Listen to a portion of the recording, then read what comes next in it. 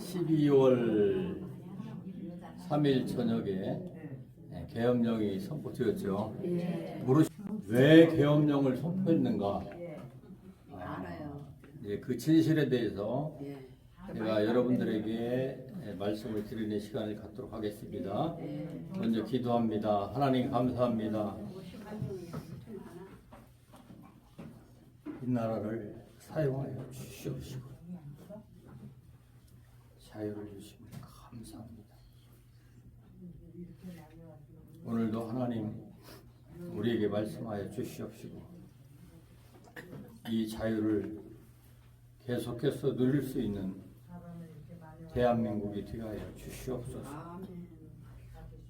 이제 모든 정권을 위임받은 자들에게 임하셔서 진정 하나님의 마음을 주시옵시고 백성들을 사랑하게 도와주시옵시고 숨겨졌던 모든 악들이 이제 드러나 소멸되는 역사가 있게 하여 주시옵소서. 오늘도 하나님이 이렇게 세워주신 대한민국을 사랑하며 또 함께 기도하며 지키기를 원하는 모든 백성들 위해 은혜를 내리어 주시옵소서. 예수님 이름으로 기도하옵나이다. 아멘. 오늘은 이제 권력에 대해서 좀 이야기하고 싶어요. 권력에 대해서 권력이 뭐 어느 분야에나 다 미치고 있습니다. 정치, 경제, 또 사회, 문화, 군사, 또 종교적인 분야에 다 권력이 있어요. 심지어는 우리 가정에도 보이지 않게 권력이 있어요, 없어요? 있어요. 뭐 자녀들이 제가하기 전까지는 권력을 누가 쥐고 있어야 돼요? 그래요. 엄마 아빠가 꽉 쥐고 있어야 돼요. 철없는 자식들이 가정을 쥐락딱 부모님의 모든 인도함을 무시하고 그러면은 그 가정의 권력은 잘 유지될 수 없고 그 가정은 행복할 수가 없습니다. 자, 이렇게 작게는 개인적인 거나 가정이나 아니면은 사회적으로 군사적으로 그 권력이 균형을 이뤄야 됩니다. 아멘. 균형을 이뤄야 돼요. 자, 계엄령에는 분명한 목적이 있습니다. 그걸 딱 답을 여러분들에게 드리면은 권력의 균형이 깨지기 때문에 그래요. 쉽게 얘기해서 장사를 하시는 분들은 잘 좋은 물건을 팔아서 돈을 많이 수입을 올리려고 하는 것이 권력입니다. 일종의. 그리고 소비자들은 어떻게 하든지 싸게 좋은 물건을 구입하려고 하는 그 권력이 있어요. 그래서 상거래가 그 균형이 깨지면은 어떻게 돼요? 싸움이 벌어지는 거예요. 싸움이 벌어지는 거예요. 자, 군사적인 면도 마찬가지입니다. 미국의 권력과 군사력과 또 러시아의 군사력이 어느 정도 맞아야 되지. 그렇지 않으면 어느 한 나라가 침략을 당하는 것입니다. 우리하고 북한하고도 마찬가지입니다. 우리의 군사력이 세계 사회로 강성해졌기 때문에 그 균형이 무너지지 않았기 때문에 김정은이 지금까지 큰 소리는 뻥뻥 쳤지만은 실제적으로 우리 국민을 향해서 우리 국토를 향해서 총을 쏘지는 못했어요. 왜 그러냐? 군사력의 균등함이 지켜지고 있기 때문인 것입니다. 자, 이렇게 모든 권력은 균형과 조화를 잘 이루어야 돼요. 이게 깨지면 어때요? 전쟁이 일어납니다. 제가 이제 나오기 전까지 최근 이 계엄령의 모든 사태를 주시하면서 파악하고 왔는데 최근에 정부는 어떤 것이냐? 한덕수 국무총리가 대통령을 쟁의해가지고 국민을 편안하게 잘 살 수 있도록 하겠다. 이런 내용의 담화문을 발표했습니다. 자, 핸드폰 좀 진동으로 돌려주세요. 핸드폰 예배 균형을 잘 잡으려면 핸드폰을 꺼놓거나 진동으로 시간을 잘 맞추고 할렐루야. 네. 겨울에 조화를 잘 이루려면 여러분들이 날씨 추운데 옷을 쫙 다 겨울 옷으로 갈아입고 와야 돼요. 이게 조화에 있는 삶입니다. 반팔 입으신 분 한 분도 안 계시잖아요. 그렇죠? 이게 뭐예요? 조화의 조화. 예배의 조화. 하나님과의 그런 관계들이 잘 이루어질 때 하나님의 기쁨의 예배가 될 줄로 믿습니다. 자, 그래서 모든 이 권력의 상호작용을 통해서 그때마다 상황이나 아니면 어떤 맥락에서 그 중요성이 드러나게 돼 있어요.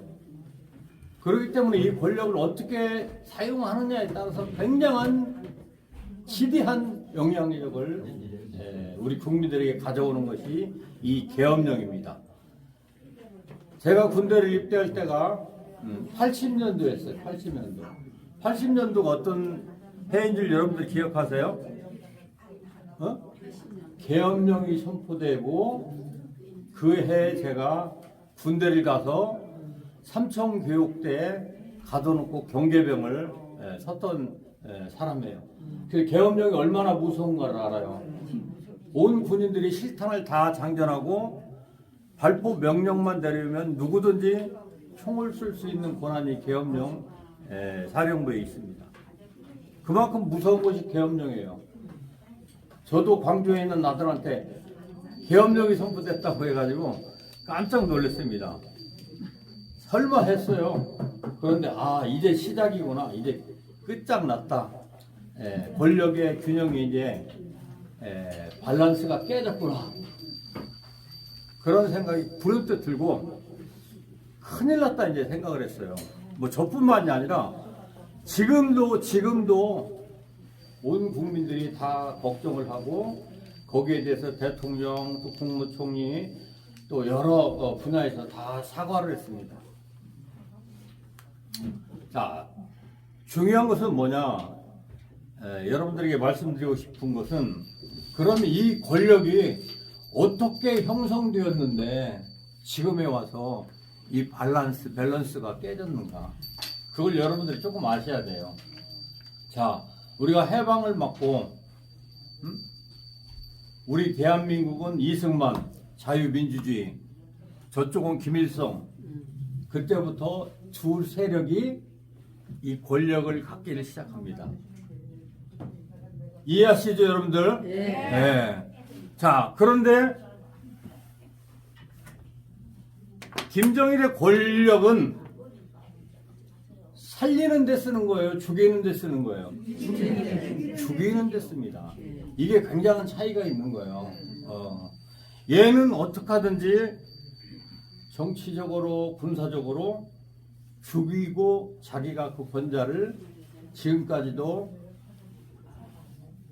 김정은까지도 이어서 사용하기 위해서 그 권력을 계속 쌓아왔습니다.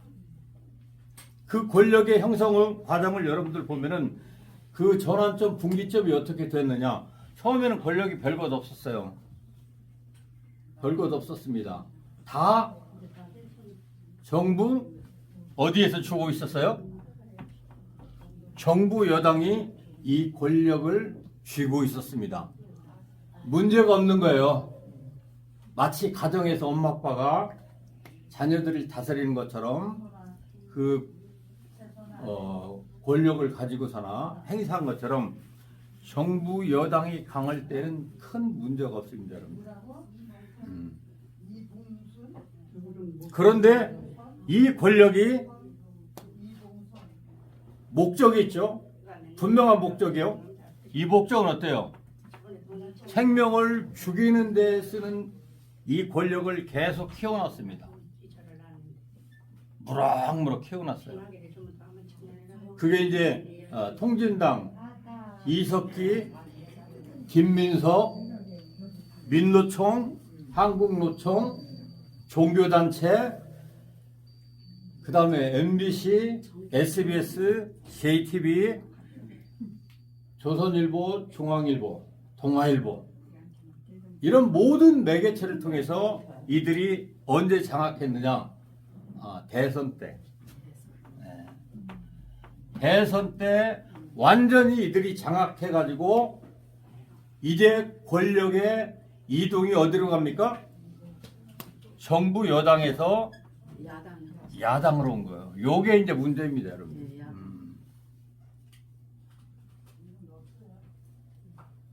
그게 국민들이 속는 이유는 뭐냐면은 얘가 국민들을 살릴 것이라는 그런 꿈과 기대가 있는 거예요. 예. 자, 잠깐 성경을 말씀드리면은 예수님도 모든 하늘의 권세를 가지고 오셨어요. 죽이려고 왔어요? 우리의 생명을 살리고 더 풍성하기 위해서. 도적놈이 오는 것은 뭐예요? 죽이고 약탈하고 그 권력을 자기가 누리기 위해서 이 땅에 존재하고 있다고 그랬잖아요. 성경입니다. 자, 그런데 이 권력이 깨짐으로 인해서 권력의 밸런스가 무너져 버린 거예요. 그것을 어디에서 포착을 했느냐? 어디에서 포착했느냐? 이것을 어떻게 해서 깼느냐? 어디에서 깼느냐?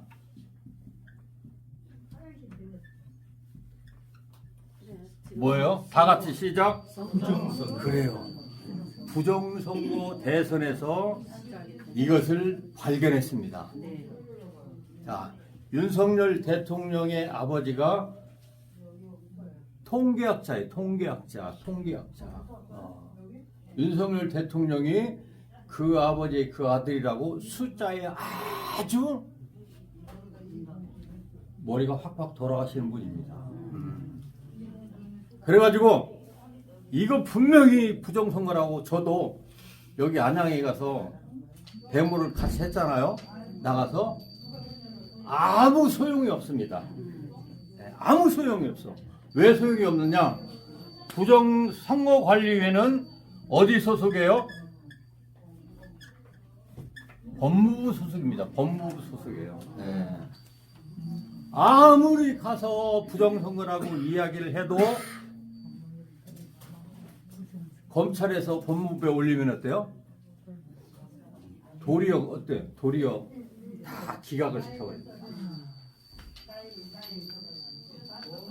이 부정선거에 대한 포착을 청와대에서도 다 하고요. 그 증거를 확실히 갖고 있었습니다. 5%만 검사를 했는데도 불구하고 그 증거가 확실히 나왔어요. 그럼에도 대통령은 이것에 대해서 어떻게 할 수가 없었습니다. 자, 이쪽으로 권력을 이동한 사람들의 가장 큰 무기는 뭐였어요? 가장 큰 무기는 뭐예요? 예?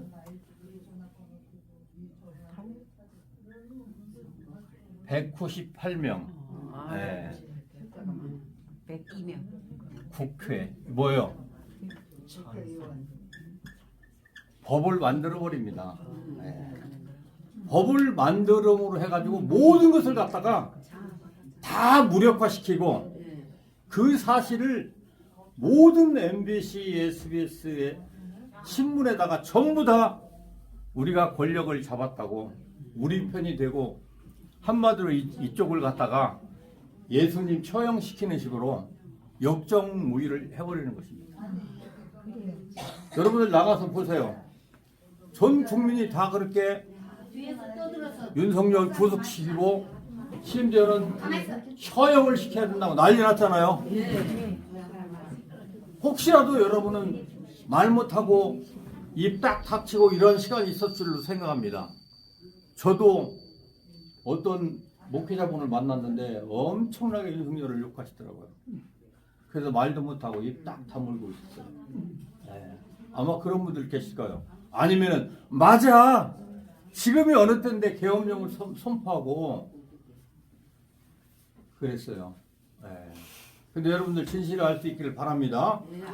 자, 그래서 얘들에게 최대의 이 균형을 무너뜨릴 수 있는 부정선거를 통해서 법을 지대로 지네들이 다 만들어서 주물럭거릴 수 있는 이 국회를 장악해버린 거예요.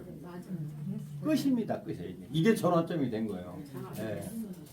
그래서 이 부정선거를 어떻게 하든지 국민들에게 밝혀가지고 이들의 잘못을 알려야 되는데 방법이 없어요. 방법이 없어. 네. 자, 여기에 사법부들도 다 이 부정선거의 한패거리들이라 그 부정선거 관리 다 하고 하는 가족들이 거기서 다 득쳐먹고 있는데도 불구하고 그것을 검찰이 올리면은 아무 소용이 없습니다. 이게 검찰총장을 했던 윤석열 대통령 너무나도 이 사실을 잘 아는 거예요. 예. 자, 그러면 윤석열 대통령이 우리 국민을 죽이려면 이대로 놓으면 죽어요, 안 죽어요? 죽어요. 죽어요. 100% 죽는 거예요, 여러분들. 지금 이 세력을 계속해서 확장해 나가는 이유는 우리를 살리려고, 대한민국을 살리려고 죽이려고 하는 거잖아. 죽이려고. 얘네들의 목적은 뚜렷합니다. 죽이는 거예요. 자, 제가 나오기 전 1시간 전에도 한동훈 그다음에 국무총리 한덕수 나와서 담화문을 했는데 거기에 대해서 누가 또 김민석이 거기에 대해서 조목조목하게 자기들이 범인이라는 사실을 반박글로 다 이야기하는데 저는 그렇게 들었어요. 예. 자기들의 죄를 방어하려고는 반박문을 계속 내는 거예요. 이게 자기들 이야기야. 자기들 이야기야. 제2의 내란을 우리는 어떻게 하든지 이렇게 해라도 이 세력들을 다 잡아넣겠다. 자, 그러면 이 세력을 파괴하기 위해서 이걸 막고 국민의 생명을 보존하기 위해서 어떤 무기를 썼는가? 바로 그 무기가 뭐예요? 그래요. 바로 그 무기가 국회를 향해서 더 강력한 무기가 뭐냐? 계엄령이라는 겁니다. 이거 대통령만이 쓸 수 있는 거예요. 누구도 쓸 수 없는 거예요. 그러니까 이 계엄령이라는 것에 온 국민 민주당이 완전히 다 속았습니다, 여러분들. 이건 진짜 신의 한 수 중에 진짜 고수, 진짜 고수의 수를 쓴 거예요. 목적은 뭐예요? 계엄령을 선포한 목적은 뭐예요? 국회를 장악하는 게 아니에요, 여러분들. 국치를 하는 거예요. 자, 여기 어디요? 과천, 그 다음에 관악, 서울 안에 수원 세 군데 사무실을 국회에 투입한 707 특수부대보다도 더 많은 인원이 거기에 들어가지고 요 블랙박스 서버라고 합니다. 서버라고 하는 거예요. 모든 컴퓨터의 가장 핵심적인 중앙 장치예요. 그걸 이렇게 들고 나옵니다, 여러분들. 자, 그럼 윤석열 대통령이 혼자 할 수 있어요, 없어요? 이건 고도의 군사적인 작전에서 나오는 겁니다. 그래서 저는 이건 군사작전 누구를 통해서 나왔을까? 그게 누구예요? 그게 누구예요?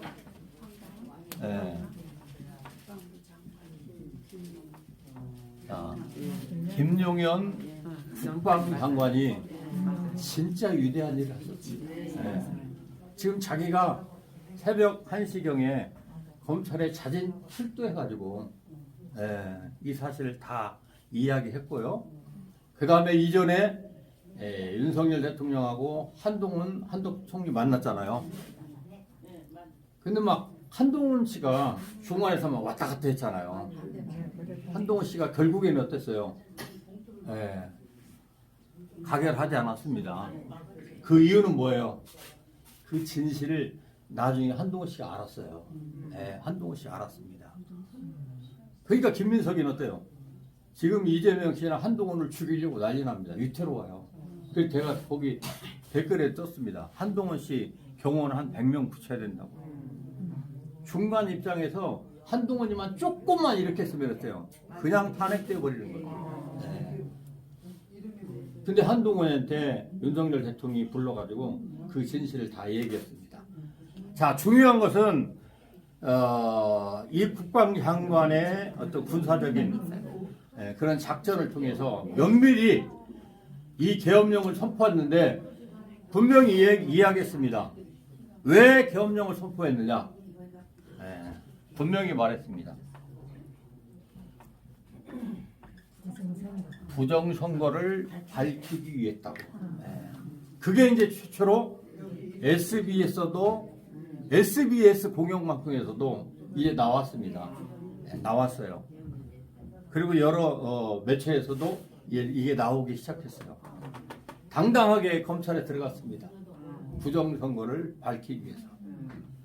자, 그런데 그 군인 시절에 그 정부 부대의 컴퓨터를 맡았던 그분이 계셔요. 근데 전역을 했는데 지금 그 방첩 사령부의 그 우두머리였죠. 선배죠. 그분이 이걸 갖다가 전체적으로 조사하는 넉넉한 시간은 2주라고 그래요. 왜 그러냐? 그 무슨 투표라고 그랬죠? 사전 투표. 그게 하는데 시간이 좀 걸린대. 넉넉히 잡아가지고 2주. 그렇지 않은 투표는 1주면은 다 끝난대요. 그래가지고 지금 어떤 상황이냐? 대통령이 넬슨에서 물러간다고 다 이야기했는데 지금 대통령에게는 뭘 가지고 있어요? 어떤 권세를 가지고 있어요? 그래요. 계엄령. 입법을 다 무너뜨려 버릴 수 있는 계엄령. 지금 블랙박스를 가지고 있습니다. 그래서 대통령이 어때요? 이제 당에서 알아서 하라. 이거 이제 다 끝나면 이제 발표가 됩니다, 여러분들. 지금 딱 가지고 있어요. 니들 마음대로 해라. 뭐 불러다 조사를 하든 뭐 감옥에 가두든 이제 진실이 드러날 테니까 이게 딱 가지고 있습니다. 잘 돼야 돼. 그래서 방첩 사령부에서도 이건 진짜 국가 비밀이기 때문에 국회의원들 민주당들이 막 조지잖아요. 이건 발표할 수 없다. 이렇게 얘기했습니다. 이제 최종적으로 마감된 제가 영상을 여러분들에게 가져왔어요. 들어보시면 여러분들이 그 사건이 어떻게 해서 어떤 목적을 가지고 계엄령이 선포됐고 우리에게 이렇게 불안한 밤을 보내고 잠을 설칠 수 있는가 이런 거에 대해서 여러분들이 깨닫는 시간이 될 줄로 믿습니다. 여러분들 뭐 이제 질의를 하고 그 사건에 대해서 뭐 캐고 이런 건 사실 중요하지 않아요, 여러분들. 중요한 건 누가 정말로 대한민국 우리를 사랑하는지입니다. 이게 결론입니다, 여러분들. 이게 결론이에요. 그 과정은 뭐 감옥에 가든 안 가든 이거 중요하지 않아요. 진짜 이재명 일당이 우리를 사랑하는가, 윤석열 대통령이 사랑하는가. 예수님 당시에도 마찬가지였습니다. 하늘의 모든 권세를 버리고 진짜 하나님이 이 세상을 사랑하는 것을 예수님을 통해서 증명하기 위해서 예수님이 오셨는데 결국은 그 유대인 일당들이 예수님을 죽여버립니다. 그리고 하늘의 권세로 예수님을 다시 부활시킵니다. 자, 이러한 유사한 성경에 비롯된 이러한 사건들이 지금 여기에 일어나고 있는데 모든 열방의 통치적 권세는 하나님이 쥐고 계세요. 지금 이 부정선거 서버의 모든 내용을 윤석열 대통령이 꽉 쥐고 있습니다. 걱정하지 마십시오, 여러분들. 걱정하지 마십시오. 그러나 대적은 여기에 그치지 않습니다. 그러면 이 대적을 어떻게 해야 될 것인가? 성경에서 다윗 왕이 전쟁을 엄청나게 치르고 자기 용사들하고 고백한 게 있어요. 어떻게 이 악랄한 자들을 처리할 것인가? 그걸 성경에서 여러분들 발췌해가지고 말씀을 드리고자 합니다. 자, 사무엘하 23장입니다. 23장에 말씀을 한번 읽어보겠습니다.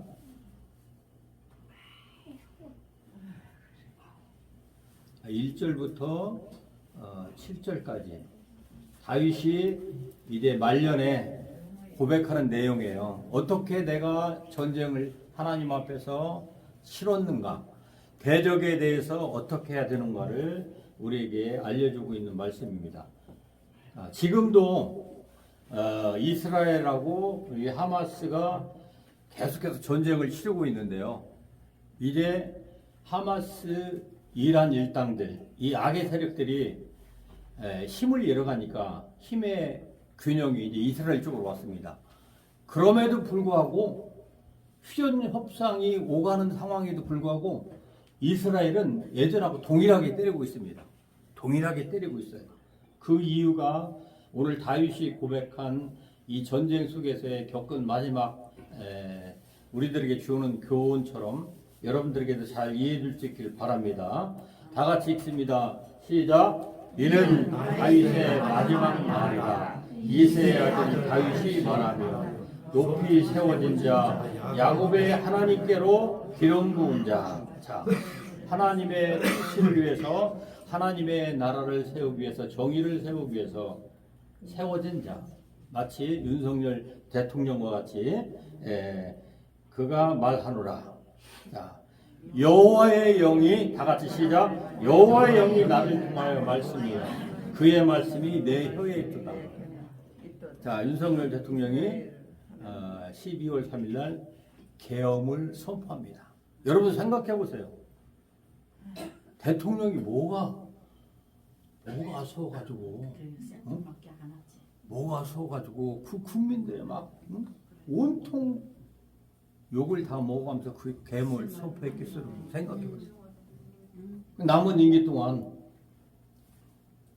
우리말로 그냥 잘하는 척 하고 있으면 김건희 여사도 덮어지고 저것들이 뭐 지랄을 하든 말든 윤석열 대통령 편안하게 임기를 마칠 수도 있잖아요.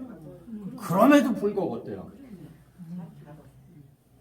하나님의 독촉하는 마음 때문에 내가 사랑하는 이 대한민국 국민을 위해서 너는 혀를 열어라. 혀를 열어라. 우리가 상상하지 못하는 계엄령을 선포한다는 그 고백인 줄 믿습니다. 자, 다 같이 시작. 이스라엘의 하나님이 말씀하셨습니다. 이스라엘의 반석이 내게 이르시기를. 하나님이 그랬다는 거예요. 하나님의 그 사랑의 마음이 그 이 다윗 왕을 이렇게 주도했다는 거예요. 막. 내게 이르시기를 사람을 공의로 다스리는 자, 하나님을 경외함으로 다스리는 자예요. 그는 돋는 해 아침. 이제 이 일을 통해서 역사에 진짜 이 일에 정말로 주도적으로 민족의 생명을 공산주의로부터 지키려고 하는 자들이 이제 영웅 칭호를 받는 그러한 시간들이 올 것입니다. 그는 돋는 해의 아침빛 같고 구름 없는 아침 같고 비 내리는 후에 광선으로 땅의 소음이 돋는 새 풀과 같으니라. 지금 그들의 고난을 의미하고 있어요. 지금 성경에서는 이제 예수 그리스도의 고난을 의미하고 있는 거예요. 근데 우리가 이 현 시점에서 적용을 해보면은 지금 윤석열 대통령의 고난, 그와 함께했던 자들의 고난을 우리가 기억해 봅니다. 내 집이 하나님 앞에 이같이 아니하냐. 하나님이 나와 더불어 영원한 언약을 세우사 만사에 구비하고 경고하게 하셨으니 나의 모든 구원과 나의 모든 소원을 어찌 이루지 아니하시랴. 자, 대한민국을 사랑하고 세워주고 하는 것은 물론 우리 정치인, 우리 국민들의 꿈이지만은 하나님의 기대입니다. 할렐루야. 하나님의 기대예요. 어떻게 하든지 대한민국을 풍요롭게 하려고 이승만 대통령을 세웠고 지금까지도 그 자유를 우리가 얼마나 많이 누리고 있어요. 이렇게 좋은 대한민국이 어디에 있습니까? 지금 아무 걱정할 일이 없어요. 얘들 아니면은. 그렇잖아요. 응? 무슨 걱정을 합니까? 그 균형이 어느 날 이렇게 깨져가지고 그런 거예요. 그래 다시 어때요? 그것을 회복하기를 위해서 여러분들 기도할 수 있길 바랍니다. 아멘. 반드시 회복할 줄로 믿습니다. 아멘. 자, 이들의 상태를 이야기하고 있어요. 이놈들이 어떤 놈들인가? 자, 그들이 그것들을 만지는 자는 자, 그것들을 만지는 자. 자, 요놈들을 다스리는 자들은 그냥 안 된다는 거예요. 할렐루야. 그냥 안 된다는 거예요. 저도 아버지한테 청소년 때 말을 안 듣고 그러니까 처음에는 어때요? 그냥 혼내더라고요. 그런데 나중에는 뒤뜰에 무궁화 나무를 항상 농위에 대기시킵니다. 그리고 말 안 들을 때마다 쳐대는 거예요. 왜 쳐대요? 내가 독자인데 너 큰아들로서 잘 되라고 막 쳐대는 겁니다. 응? 쳐대는 거예요. 근데 이것도 안 될 때는 어때요? 더 큰 질책이 오겠죠. 하여튼 얘네들은 다 같이 할 수 있습니다. 맞아도 안 듣는다. 그러니까 어때요? 계엄령이 필요한 겁니다. 할렐루야. 할렐루야. 왜? 강력한 국기라는 법을 지네 마음대로 만들어서 쓰는 강력한 무기가 있어요. 그럼 그 무기를 이기려면 어떤 걸 써야 돼요? 더 큰 무기, 더 큰 권력을 가져야 되는데 대통령이 주어진 권력이 뭐예요? 계엄령이라는 겁니다. 그래서 그 밤에 국민들의 마음을 덜컹하게 하고 잠 못 이루는 계엄령을 선포한 줄로 믿습니다. 자, 만지는 자는 혈과 창자루를 가져야 하리니 그것들을 당장에 불사리로다.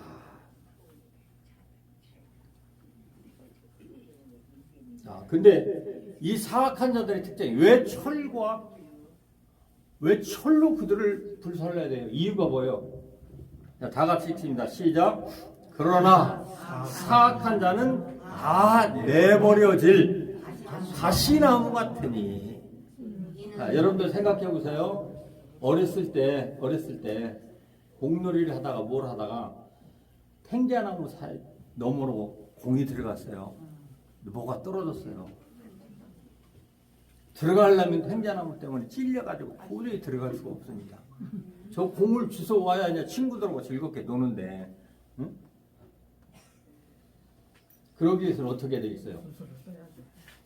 이 가시나무를 제거하던가 무력화시켜야 됩니다. 마치 이들이 어때요? 가시나무처럼 얼마나 우리의 심장을 찔렀습니까? 제가 이 김민석 의원 나와가지고 대변하는 거 보니까 살벌 막 얼굴에 살기가 막 가득합니다. 죽여버리겠다. 자, 재명이가 죽든가 성렬이가 죽든가 둘 중에 하나 죽어야 됩니다. 이 싸움. 마귀가 죽든가 하나님이 죽든가 둘 중에 하나 죽어야 돼요. 근데 예수님은 죽는 신용했어요. 그리고 부활했습니다. 여러분들은 영원히 죽게 될 것입니다. 할렐루야. 이게 하나님의 약속인 줄로 믿습니다. 이게 가시나무 같으니 뭐라고 했어요? 이는 손으로 잡을 수 없습니다. 이 얘기는 뭐예요? 우리 마음대로 안 된다는 거예요. 대통령 마음대로 안 된다는 거예요. 손으로 잡을 수 없다는 거예요. 그게 쉽지 않다는 얘기입니다. 그래서 뭐예요? 여러분들을 잡기 위해서 뭘 썼어요? 혈과 창자로 이게 계엄령이에요. 할렐루야. 할렐루야. 자, 이제 말씀의 결론을 내리겠습니다. 사랑하시는 여러분, 이번 계엄령 사태 때문에 저도 막 잠을 설치고 그것에 막 청각을 곤두세워가지고 눈이 더 나서야 되는데 이게 막 충혈이 더 심하고 막 그러더라고요. 왜 그러냐면은 막 이 생각만 하면 막 가슴이 미어지는 거예요. 어떻게 해서 하나님이 우리에게 이 자유를 주신 대한민국 선물인데 이걸 이들에게 뺏긴다는 그런 마음에 또 지키지 못하는 또 하나님 앞에서 우리가 사명을 다하지 못한 것에 막 가슴이 막 절절 미어지는 거예요. 그 오늘은 가가지고 이 진실적인 얘기를 해야 되겠다 해가지고 권력의 균등이라는 제목으로 여러분들에게 말씀을 드린 줄로 믿습니다. 네, 그래요. 하나님은 이 모든 우주의 권력을 가지고 계십니다. 얘가 이 권력을 쟁취하면 안 돼요. 할렐루야. 절대로 안 됩니다. 얘의 권력은 죽이는 겁니다. 예를 들어 우리 대한민국이 꼭 핵이 필요해서 핵을 보호해야 한다면 그 목적은 무엇이겠습니까? 무엇이겠습니까? 죽이는 공격용이에요? 아니에요. 철저하게 방어용입니다. 생명의 안전성을 보존하기 위해서 방어용으로 갖고 있습니다. 그러나 김정은이가 지금 만들어내는 핵은 왜 어디에 쓰려고 어떤 목적을 가지고 만들고 있습니까? 국민들이 헐벗고 죽어가면서도 그것을 만드는 목적이 무엇이에요? 그래요. 지금도 틈만 있으면은 그 일당들이 세력을 가지고 대한민국을 접수하겠다는 거예요, 여러분들. 접수하겠다는 거예요. 자, 왜 우리에게 계엄령이라는 것이 필요한 것입니까? 스위스가 계엄령이 필요해요? 지금도 우리는 지들이 말하는 대로 적대국 전쟁 상태에 있습니다. 전쟁. 그래서 계엄령이라는 게 필요한 거죠. 그렇지 않으면 스위스처럼 그런 것들이 아무 필요가 없는 거예요. 북한이라는 이 나라가 항상 우리를 노리고 있기 때문에 우리는 그 균형을 지키기 위해서 자유민주주의, 특히나 교회들이 하나님 앞에 매달려서 기도하고 있는 그런 상황에 있는 줄로 믿습니다. 자, 이 가시나무 같이 우리를 찌르는 이들을 어떻게 이겨야 된다고요? 우리의 힘으로 돼요, 안 돼요? 안 돼요. 안 됩니다, 여러분들. 법을 갖다 만들어가지고 하는데 무슨 수로 막냐고, 그걸. 무슨 수로 막냐고. 안 되니까 하나님이 주신 무기를 우리는 사용합니다. 네, 칼과 창으로 그들을 때려 부숴야 됩니다. 할렐루야. 그래서 하나님의 권세가 우리에게 필요한 시대예요. 여러분들에게도 영접하는 자, 그 이름을 믿는 자들에게는 하나님의 자녀가 되는 권세를 주신 줄로 믿습니다. 그 권세로 기도하세요. 하나님이 나라를 불쌍히 여겨주시고 구원하여 주시옵소서. 이러한 어려운 상황 속에서도 정말 하나님께로 다 도리어 돌아올 수 있는 민족이 되달라고. 그 하나님의 통치에 이 힘의 균형이 파괴되지 않고 언제나 우리가 하나님을 경외하고 그 통치를 즐거워하고 누릴 수 있는 대한민국이 되게 해달라고 함께 기도하는 저와 여러분들이 되시기를 예수 그리스도의 이름으로 축원합니다. 할렐루야.